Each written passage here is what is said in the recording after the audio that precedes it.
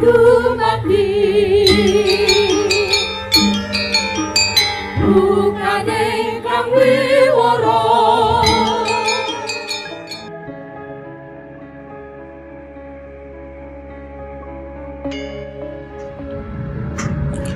Seiring berjalannya waktu, Amangkurat Agung semakin menutup diri di dalam istananya. Pasukan khusus yang bertugas sebagai pelindung keamanannya begitu rapat hingga berlapis-lapis dalam membuat pagar betis demi keselamatan sang raja. Kecurigaan dirinya semakin menjadi-jadi, bahkan kepada istri-istrinya sekalipun. Hanya kepada Ratu Truntumlah dia merasa nyaman untuk menyandarkan segala keluh kesah dan beban di hatinya. Di antara puluhan wanita yang senantiasa melayani hidupnya, hanya kepada satu istrinya itu, Amangkurat Agung percaya bahwa hidupnya akan aman jika berada di sampingnya. Bahkan demi keselamatan mereka berdua pun, semua makanan yang disajikan untuknya diawasi dengan begitu ketat. Sebelum makanan disajikan kepada sang raja untuk disantap, maka ada orang-orang yang diperintahkan untuk mencicipinya. Rasa ketakutan bahwa ada pihak-pihak dalam istana yang berkeinginan untuk membunuh dengan jalan meracuni makanan yang disajikan untuknya semakin kuat, sehingga sang raja merasa wajib untuk dilindungi keselamatan hidupnya.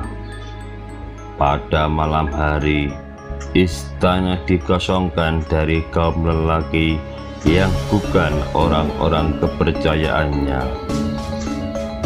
Hanya pada abdi dalam perempuan, dayang-dayang, para selir, dan prajurit-prajurit perempuanlah yang diperkenankan berada di dalamnya, terutama di bangunan-bangunan khusus tempat tinggal pribadinya. Demikian pula perlakuan yang diterapkan bagi permaisuri tercintanya. Ratu Truntum pun senantiasa mendapatkan penjagaan yang sangat istimewa. Sang suami takut dan mengkhawatirkan keselamatannya dikarenakan adanya kabar bahwa ada beberapa kalangan istana yang tidak menyukai keberadaan istri tercinta itu di istana Pleret.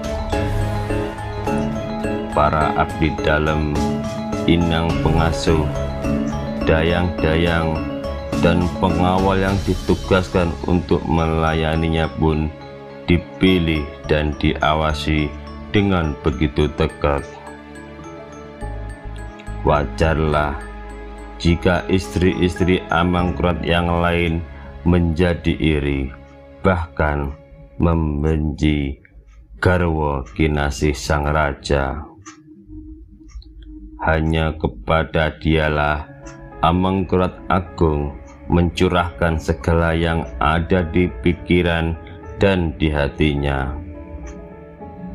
Begitu percayanya sehingga segala rahasia pun juga dibeberkan kepada wanita anggun dan penuh rasa keibuan itu. Dasar wanita ayu yang pandai membawa diri. Sangat wajar hal tersebut dimiliki oleh Ratu Truntum yang paham akan keindahan, seni, dan budaya. Jika dia menguasai seluk-beluk adab wanita keraton, hal tersebut dikarenakan wanita ini adalah seorang empu di bidang pewayangan dan seni karawitan. segala falsafah dunia perdalangan tersebut sudah barang tentu dikuasainya. Tindak tanduk putra-putri keraton sebagaimana digambarkan dalam kisah pewayangan pun dapat diterapkan dengan baik. Tata cara dan perilaku seorang istri dan seorang ibu pun dikuasai dengan lancar. Amangkurat Agung pun merasakan kenyamanan jika berada di sampingnya. Baginya, Ratu Truntum yang lebih tua darinya itu adalah seorang guru hidupnya, istri sekaligus ibunya sendiri. Tempat segalanya yang ada di dalam dirinya dapat dicurahkan hingga perasaannya menjadi lega. Apa yang disarankan oleh Ratu Truntum sudah barang tentu akan dilaksanakan oleh sang suami. Begitu besar rasa percaya Amangkurat Agung pada istrinya ini. Meskipun rambutnya mulai berubah, namun pancaran wibawa dan kecantikan Ratu Truntum tetap membuat sang raja penuh gairah cinta jika berada di dekatnya. Apalagi sang ratu tindak tanduknya luwes, baik dalam sikap, berbusana, dan berpenampilan.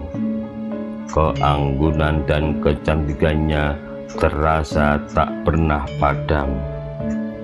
Apalagi kepandainya dalam merawat diri dan menjadikan Amangkurat Agung penuh gelora asmara jika sudah bersanding berdua dengannya. Di saat-saat tidak melayani keperluan sang suami, hari-hari Ratu Truntum disibukkan dengan kegiatan dalam olah kesenian. Dia adalah guru bagi banyak murid yang menjadi cantriknya, melatih olah suara pada beberapa putri keraton yang berminat untuk menekuni dunia sinden, juga menata irama dan lagu-lagu bagi para warangga karawitan. Begitu pula dia pun mengajarkan seni mendalang. Sang ratu Klangenan Raja itu kini telah mendapatkan seorang murid yang dipercaya untuk mendampinginya dalam memberikan pelajaran yang dikuasainya, terutama dalam hal seni tatah sungging bagi wayang-wayang koleksinya. Pemuda kepercayaan itu adalah Bagus Burhan dari telatah Pemalang yang beberapa tahun lalu datang ke Mataram bersama rombongan Raden Mas Bejoningrat. Ini pemuda yang cakap dalam menyungging dan kapujanggan, telah menjadi cantrik yang bakatnya diperhatikan oleh sang guru. Sikapnya yang rendah diri dan kemauannya untuk tekun belajar itulah yang membuat Ratu Truntum mengasihinya. Cukup banyak karya ciptaan Bagus Burhan dihasilkan selama mengabdi di Istana Barat. Tidak hanya wayang kulit yang dibuatnya, melainkan juga beberapa gambar lukisan orang-orang penting pun telah menjadi hiasan dinding orang-orang terkemuka. Dari situlah Bagus Burhan dapat menafkahi hidupnya selama berada di perantauan yang jauh dari sanak kadang di wilayah pesisir utara sana. Karena kecakapannya dalam bidang sastra pula, dia pun dipercaya sebagai abdi dalam untuk urusan kapujanggan keraton. Beberapa karya tulis telah dihasilkan baik oleh dirinya sendiri maupun dilakukan bersama-sama dengan pujangga keraton lainnya. Amangkurat Agung sendiri pun suka dengan hasil penulisan Bagus Burhan, terutama karya-karya yang menceritakan tentang perjalanan hidupnya yang penuh suka duka itu. Demikian pula Ratu Truntum mulai mempercayai dirinya sebagai wakil untuk membantu memberikan pelajaran kepada para cantrik yang lain jika sang guru berhalangan dikarenakan adanya kesibukan dan kepentingan lain.